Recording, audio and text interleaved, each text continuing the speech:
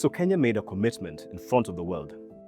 By 2026, end gender-based violence, GBV recovery centers in every county, $50 million invested, full implementation of GBV laws.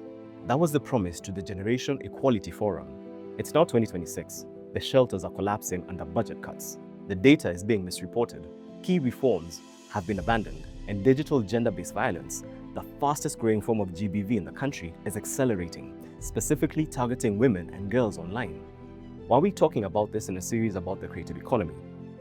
Because the women being targeted are creators, journalists, communicators, advocates.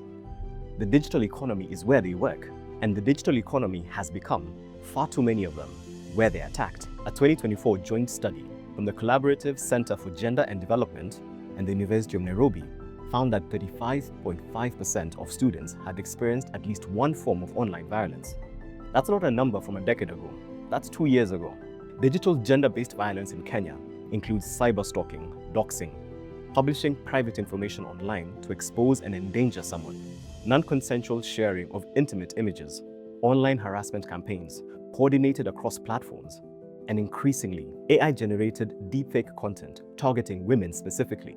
The Kenya AI strategy, published in 2025, does not mention AI-powered digital violence at all. The Sexual Offences Act is under review to try to incorporate these emerging forms of abuse, but the attacks are moving faster than the legislation. And here's the direct connection to the creative economy. Women creators, women who build audiences, run campaigns, tell stories, are disproportionately targeted because they are visible, because they have influence, because attacking a creator destroys not just their safety, but their livelihood. This is the turn. The creative economy is where attacks happen, but it's also where the most powerful response has been built. Now here's what I think we don't talk about enough. The creative economy has also been one of the most effective platforms for fighting GBV.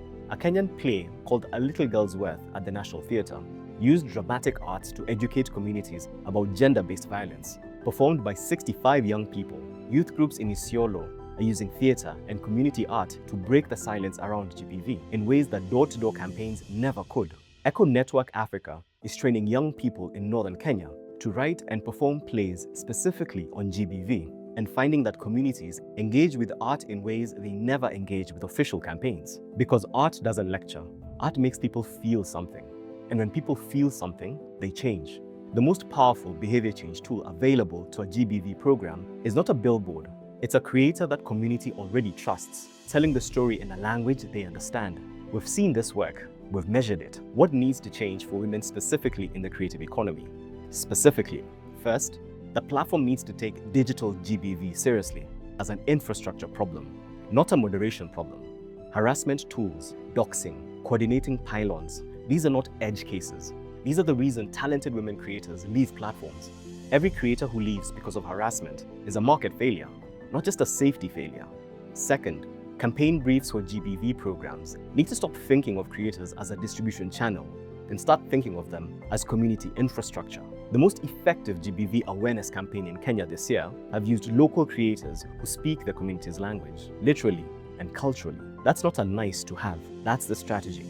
Third, access to payment and finance infrastructure matters for women creators specifically. Research consistently shows that women in the informal creative economy are less likely to have bank accounts, less likely to access formal contracts, and less likely to receive payment on time. A creative marketplace that ensures payment, enforces contracts, and doesn't require a bank account. That's infrastructure that matters more for women than for almost anyone else. Kenya committed to ending gender-based violence by 2026. That deadline is here, and it hasn't been met. But the creative economy, the storytellers, the theatre makers, the community creators, the women building audiences that actually change minds, they're still doing the work. Without the shelters, without the funding, without the platforms that were supposed to protect them, there's no creative economy that works for Kenya if it doesn't work for the women who are building half of it. That's not an ideological statement. It's a business and social truth, and it's past time we built accordingly. See you in the next one.